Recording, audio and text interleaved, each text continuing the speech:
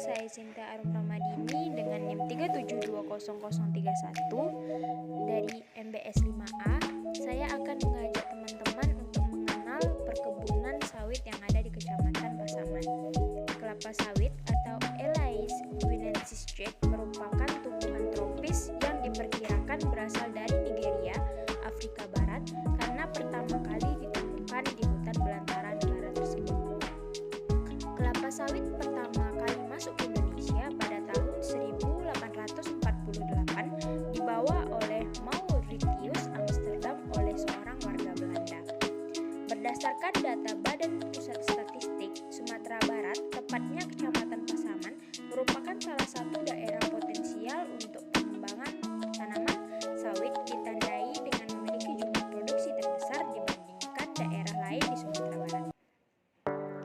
Selain itu, banyaknya unit pengelolaan kelapa sawit, diantaranya ada 14 pabrik pengelolaan kelapa sawit yang memungkinkan masyarakat sekitar mengusahakan usaha perkebunan sawit dengan jenis bahan baku yang dihasilkan berupa tandan buah segar atau TBS dan diproduksi yang dihasilkan berupa crude palm oil atau CPO. Perkebunan kelapa sawit di Pasaman awal mulanya dikembangkan oleh perusahaan yang mendirikan perusahaannya di Kecamatan Pasaman. Penanaman kelapa sawit ini dikarenakan kondisi iklim di Kecamatan Pasaman yang sangat cocok dengan berbagai komoditi perkebunan yang salah satunya adalah tanaman kelapa sawit ini.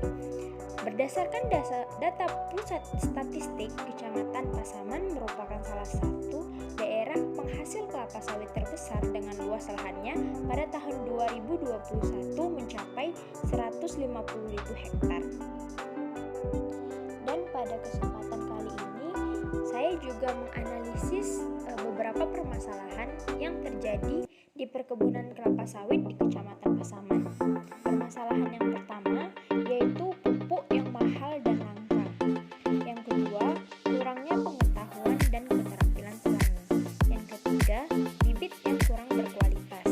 Yang keempat, usia tanaman sawit yang sudah tua. Yang kelima, lahan yang sudah rusak. Yang keenam, keterbatasan alat produksi. Yang ketujuh, keterbatasan modal. Yang kedelapan, fluktuasi harga tandan buah segar. Yang kesembilan, pencurian tandan buah segar. Dan yang terakhir, standar tandan buah segar yang semakin tinggi.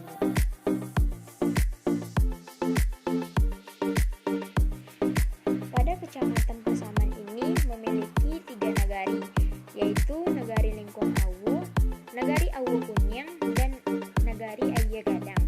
Pada kesempatan kali ini, saya berkesempatan untuk mengobservasi perkebunan kelapa sawit di Nagari Lingkung Awu, tepatnya di Jorong Jamba.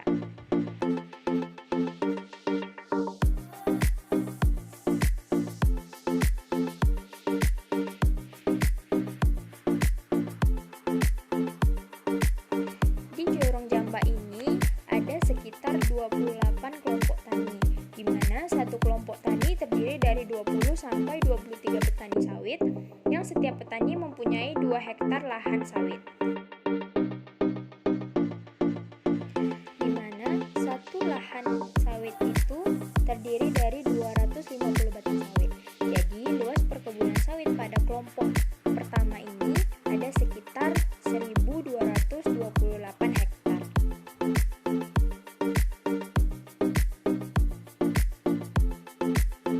Untuk kelapa sawit itu sendiri, buahnya dapat dipanen setiap 2 minggu sekali. Dan tentunya, pohon kelapa sawit ini memerlukan pupuk yang pemupukan dilakukan setiap 3 bulan sekali. Otomatis dalam setahun itu terjadi 4 kali pemupukan.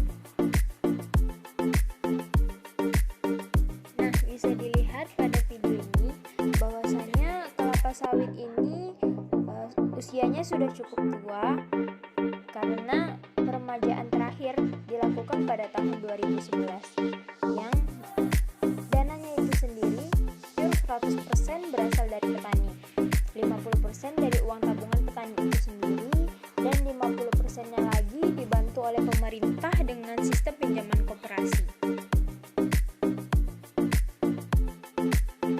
Karena mayoritas penduduk itu memiliki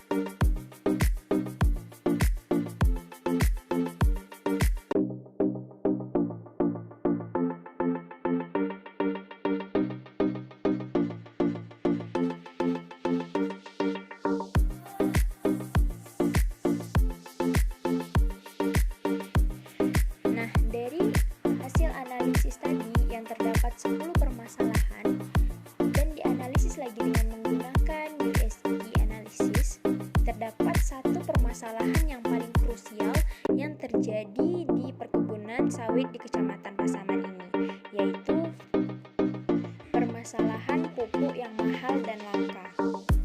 Ada beberapa penyebab pupuk yang mahal dan langka ini. Penyebab yang pertama yaitu jumlah pupuk yang sedikit. Karena mayoritas masyarakat Kecamatan Pasaman ini berkebun kelapa sawit, sehingga lahan dari mereka tentunya sangat luas, tetapi kuota pupuknya terlalu sedikit sehingga tidak mencukupi jumlah pupuk yang dibutuhkan oleh para petani. Penyebab yang kedua yaitu pupuk yang cepat habis. Dengan keterbatasannya jumlah pupuk dan semakin luasnya lahan tanaman sawit, tentunya pupuk yang disediakan itu cepat habis. Kemudian penyebab yang ketiga yaitu adanya oknum penyelewengan pupuk.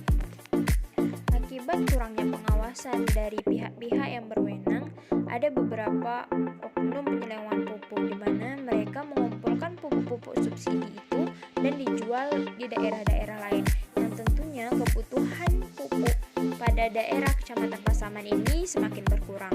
Kemudian penyebab yang keempat yaitu bahan baku dari pupuk itu sendiri langka.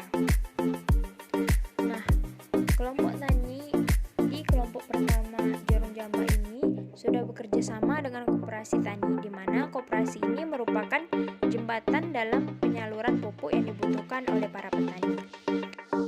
Untuk tanaman sawit ini sendiri ada beberapa pupuk yang digunakan seperti pupuk urea, NPK, Pospa, dan Nitrit. Dan pemupukan ini dilakukan 3 bulan sekali. Dalam video yang sedang berlangsung ini, para petani sedang melakukan pemupukan, dan pupuk yang digunakan adalah pupuk urea. Pupuk urea adalah salah satu jenis pupuk tunggal dengan kandungan unsur nitrogen berkadar tinggi, dan tanaman kelapa sawit sangat membutuhkan nitrogen dalam jumlah yang banyak untuk memacu pertumbuhan dan hasil produksinya. Nah, ada beberapa manfaat dari pupuk urea ini sendiri. Yang pertama yaitu mengoptimalkan pertumbuhan tanaman kelapa sawit. Pupuk urea dengan kandungan nitrogen yang tinggi diyakini sangat cocok untuk melengkapi kebutuhan hara kelapa sawit selama proses pertumbuhannya. Manfaat yang kedua, berperan dalam proses fotosintesis. Dan yang ketiga, meningkatkan produktivitas kelapa sawit.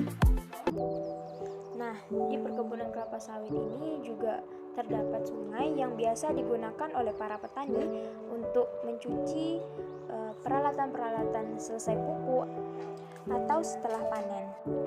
It's the last part from this video. I'm sorry if I have a mistake. Thank you for your attention. Assalamualaikum warahmatullahi wabarakatuh.